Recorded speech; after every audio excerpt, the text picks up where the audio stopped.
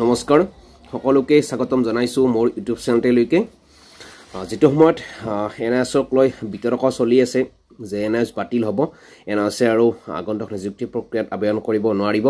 সেইটো সময়তে বিহাৰৰ পৰা আজি আৰু এখন নোটিছ ওলাইছে যিসকল প্ৰাৰ্থীয়ে ডিএলএড ডিগ্ৰীধাৰী সেই সকল প্ৰাৰ্থীক ডিএলএডৰ ডিটেইলছসমূহ আজি তেওঁলোকক আপলোড কৰিব দিছে আৰু যিদিনা মানে কি মহামান্য উচ্চতম ন্যায়ালয়ৰ পৰা ডিএলএড সম্পৰ্কে ৰায়দান প্ৰদান কৰিছিল সেই কথাখিনি আগত ৰাখি আজি আকৌ বিহাৰৰ তৰফৰ পৰা বিহাৰ চৰকাৰৰ তৰফৰ পৰা এখন মানে কি নোটিছ জাৰি কৰা হৈছে আৰু যিখন নোটিছত মানে কি ডিএলএড ডিগ্ৰীধাৰীসকলক ডিটেইলছসমূহ আপলোড কৰিবলৈ দিছে অৰ্থাৎ তেওঁৰ কোৰ্চটো কেইমহীয়া তেওঁ ৰেগুলাৰে হয়নে ওডিএল এনএছএ হয় এনেকৈ ধৰণৰ বিভিন্ন ডিটেইলছসমূহ দাঙি ধৰিব দিছে আৰু তাত ইউজাৰ নেম আৰু পাছৱৰ্ড এটা প্ৰস্তুত কৰি কিনে তেওঁলোকৰ ডিটেইলছসমূহ আপলোড কৰিব দিছে কিন্তু এইটো নহয় যে এনএছ ডিএলএডসমূহ বাতিল হ'ব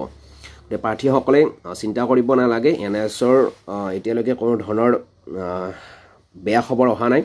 ভালে চলি আছে আৰু সেইটো আপডেট এই কাৰণে দিব পাৰিছে মহামান্য উচ্চতম ন্যায়ালয়ৰ যিটো ৰায় আছিল সেই ৰায়টোৰ প্ৰতি সন্মান জনাই কেনেকুৱা ধৰণৰ মানে কি প্ৰাৰ্থীসকলে কেনেকৈ ডিএলএড কৰিছিল সেই সম্পৰ্কে আজি আপলোড দিয়াৰ কাৰণে এখন নোটিছ ওলাইছে আৰু সেইটো কৰিবলৈ হ'লে নিজে নিজৰ একাউণ্টৰ জৰিয়তে এটা পাছৱৰ্ড আৰু ইউজাৰ নাম প্ৰস্তুত কৰিব লাগিব আৰু প্ৰস্তুত কৰি কিনে তেওঁলোকৰ ডিটেইলছসমূহ আপলোড দিব দিছে গতিকে এইটো এনএছৰ প্ৰাৰ্থীসকলৰ কাৰণে ভাল খবৰ যে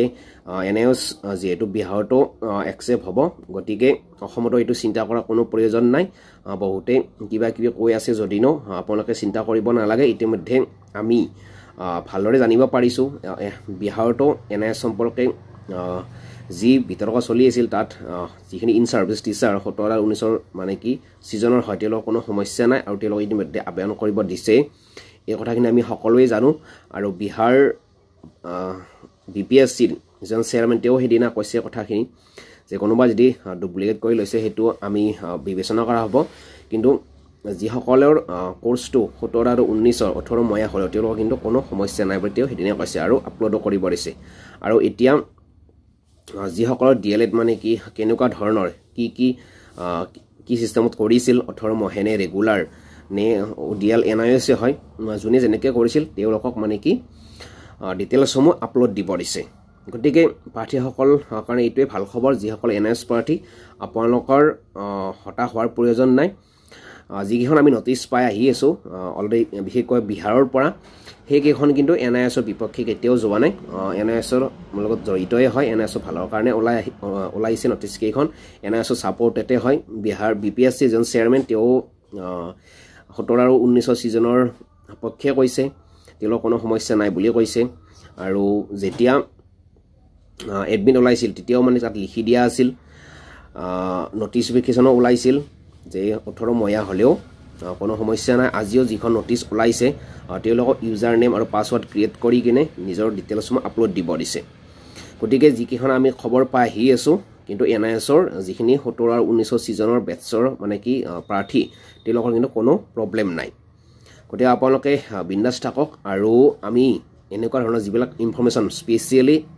এনআইএছে হয় সেইখিনি আমি দিয়াৰ কাৰণে চেষ্টা কৰি থাকিম আপোনালোকে চেনেলটো ছাবস্ক্ৰাইব কৰি থৈ দিব আৰু যিমান পাৰে শ্বেয়াৰ কৰিব কিয়নো এতিয়াও বহু সংখ্যক প্ৰাৰ্থীয়ে এনআইএছ বাতিল হ'ব বুলি কৈ আছে সেইটো সময়তে কিন্তু এনআইএছৰ সপক্ষে খবৰবিলাক আহি আছে গতিকে চিন্তা কৰাৰ কোনো প্ৰয়োজন নাই আৰু আপোনালোকে বিন্দাছ থাকক আৰু আগন্তুক যি অসমত মানে কি নিযুক্তি হ'ব তাতো মানে কি কোনো ধৰণৰ সমস্যা নপৰিব গতিকে আপোনাক ইনফৰমেশ্যনটো জনালোঁ আৰু পৰৱৰ্তী পৰ্যায়ত আকৌ এনেকুৱা ধৰণৰ ভিডিঅ' আপোনালোকৰ মাজলৈ লৈ আনিম ধন্যবাদ জয় অসম।